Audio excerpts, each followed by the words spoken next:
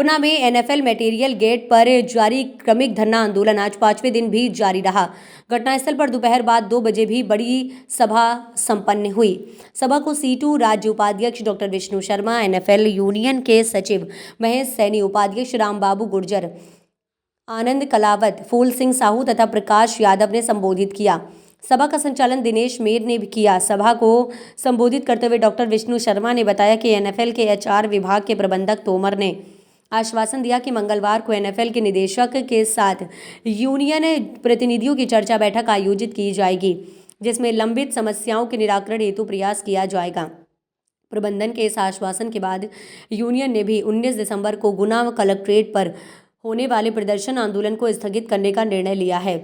शर्मा ने बताया कि यदि मंगलवार को प्रबंधन के साथ होने वाली चर्चा बैठक में लंबित समस्याओं का समाधान नहीं होता है तो यूनियन स्थगित आंदोलन को पुनः शुरू करेगी तथा क्षेत्रीय श्रमायुक्त केंद्रीय भोपाल से भी चर्चा कर वैधानिक मांगों को संबंधना कार्यवाही में हस्तगत करने तथा जांच कर प्रबंधन के दोषी अधिकारियों व ठेकेदारों के खिलाफ वैधानिक कार्यवाही का अनुरोध करेगी।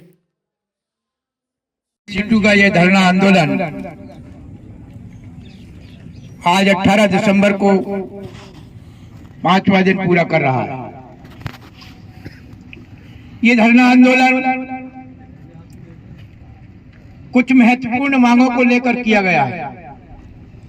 यही नहीं, हमारी यूनियन ने ये जिला प्रशासन को और यहाँ के प्रबंधक को नोटिस दिया है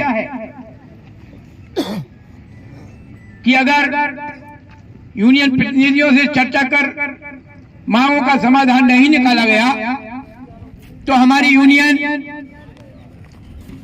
जिला कलेक्ट्रेट पर आंदोलन के साथ साथ कारखाने में काम बंद का भी फैसला लेने वाली है। ये सूचना हमने पहले ही दे चुकी है।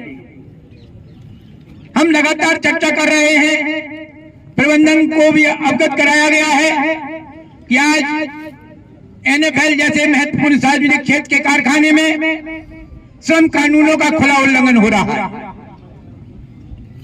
कानून तोड़ने की कार्रवाई की जा रही है।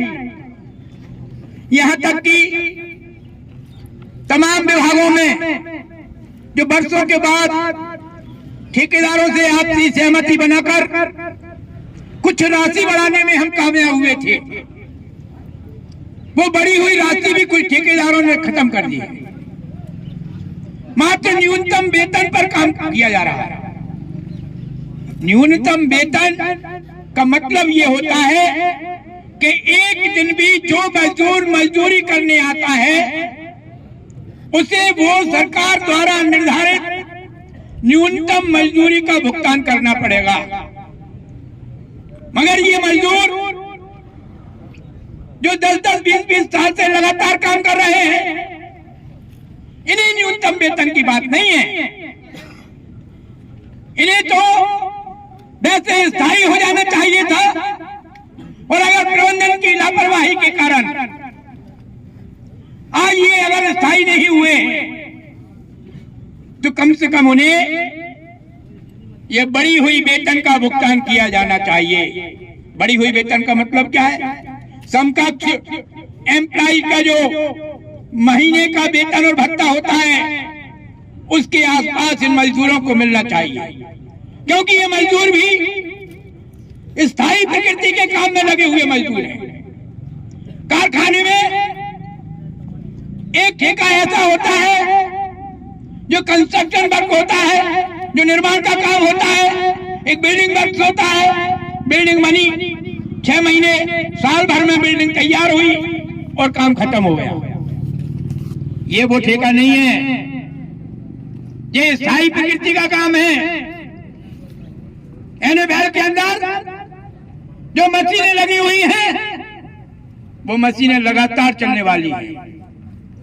यहां जो भी काम होता है, मैकेनिकल से लेकर मैन स्टोर और तमाम ट्रांसपोर्टेशन सहित तमाम विभागों में लगे हुए मजदूर ये स्थायी प्रकृति के काम में लगे।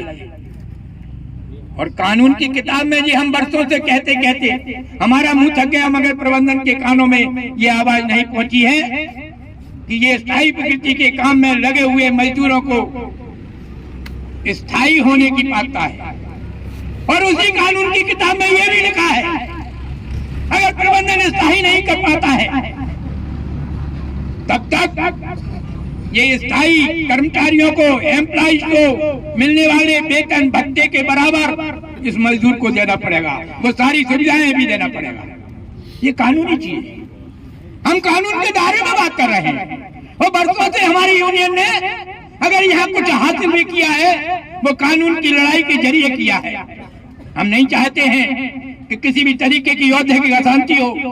हम नहीं चाहते हैं कि कानून और व्यवस्था का सवाल पैदा हो। हमारी यूनियन शांतिपूर्ण तरीके से लगातार संघर्ष करती रही है। हमारा आज का संघर्ष भी वही है। मगर कानून तोड़ना बंद करो। हमने प्रबंधन को भी चेतावनी दी है कि अगर ये कानून तोड़ने की कार्रवाई आपके द्वारा की जा रही है, कैसे कानून तोड़े जा रहे हैं? अधिकारी ठेका लेंगे क्या? भूखों मर रहे हैं अधिकारी क्या? इनको वेतन भत्ते नहीं मिलते हैं?